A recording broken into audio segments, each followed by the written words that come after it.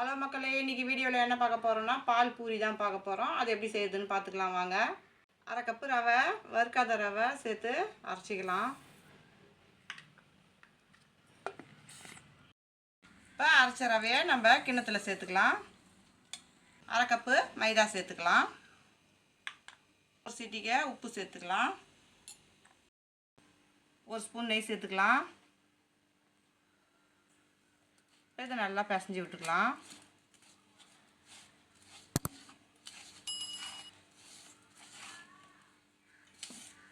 இப்போ கொஞ்சம் கொஞ்சமாக தண்ணி சேர்த்து நம்ம மாவை பிசைஞ்சிக்கலாம்.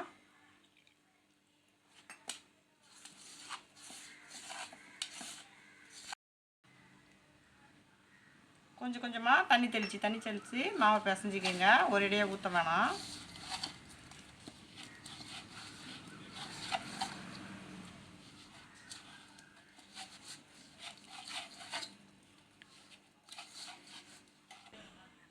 மாவை நல்லா பிசைஞ்சாச்சு. இது ஒரு 1/4 மணி நேரம் ஊறட்டும். 1/4 கப்பு சேர்த்துக்கலாம் துருவின தேங்காய். 8 பாதாம் தோல் உரித்து வச்சுருக்கிறேன், அதையும் சேர்த்துக்கலாம். 6 முந்திரி சேர்த்துக்கலாம். கொஞ்சமாக தண்ணி சேர்த்து பேஸ்ட் மாதிரி அரைச்சிக்கலாம். இப்போ அரைச்சிட்டு வந்துடலாம். இப்போ நல்லா பேஸ்ட் மாதிரி நல்லா அரைச்சாச்சு. 1/2 கிளாஸ் பால் சேர்த்துக்கலாம்.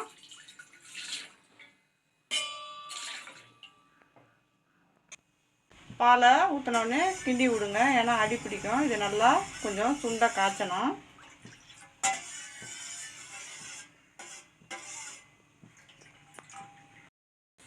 நல்லா பாலை கிளறி விட்டுக்கிட்டே இருங்க, இல்லைன்னா அடி பிடிச்சிடும்.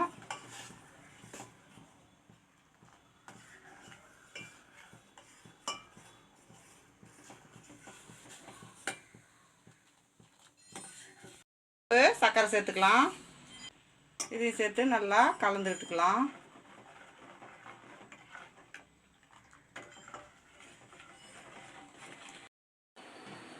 இப்போ பால் நல்லா கொதிச்சு சுண்டிடுச்சு. நம்ம அரைச்சி வச்ச தேங்காய் பேஸ்ட்டை இதில் சேர்த்துக்கலாம். இதையும் சேர்த்து நல்லா கிளறி விட்டுக்கலாம். ஒரு சிட்டிகை மஞ்சள்தூள் சேர்த்துக்கலாம். இது கலருக்காக தான். நல்லா கிளறி விட்டுக்கலாம்.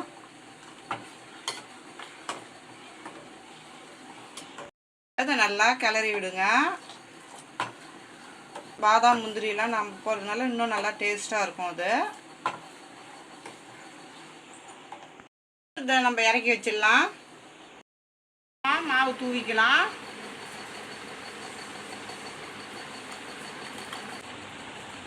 இப்போ நல்லா ஒரு உருண்டை பெருசாக எடுத்துக்கலாம். எடுத்து நம்ம எப்பயும் தீத்துற மாதிரி சப்பாத்தி மாதிரி இதை தீத்திக்கலாம்.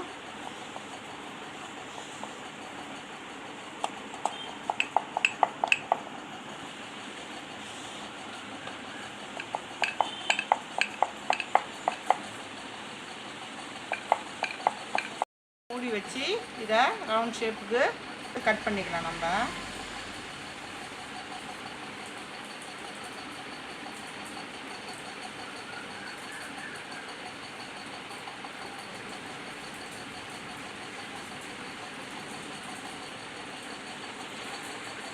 இந்த மாதிரி ரவுண்ட் ஷேப்பில் எல்லாத்தையும் எடுத்துக்கோங்க.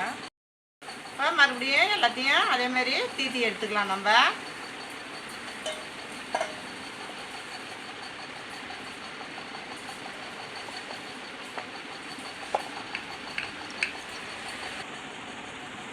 இப்போ அதேமாரி இதையும் ரவுண்ட் ஷேப் நம்ம எடுத்துக்கலாம்.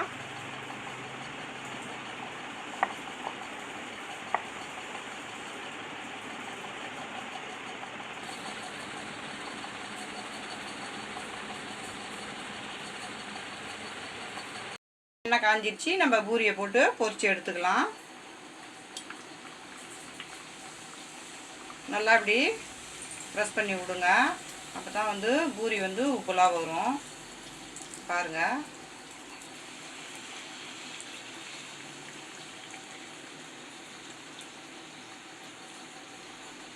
இப்போ நம்ம பூரி வெந்துடுச்சு, எடுத்துக்கலாம். பாருங்கள் பூரி எவ்வளோ புஷ்ஷுன்னு வந்துக்கிட்டு பாருங்கள். மறுபடியும் இன்னொன்று போட்டு பொரிச்சிக்கலாம். நம்ம மாவு வந்து பக்குவமாக வந்து பிசைஞ்சிருந்தால் தான் இப்படி பூரி வந்து உப்பலாக வரும். திருப்பி போட்டுக்கலாம். இப்போ இதுவும் வெந்துடுச்சு, எடுத்துக்கலாம். இப்போ இதேமாரி எல்லாத்தையும் நம்ம பொரிச்சு எடுத்துக்கலாம். இது மேலே நம்ம பால் வந்து சேர்த்துக்கலாம்.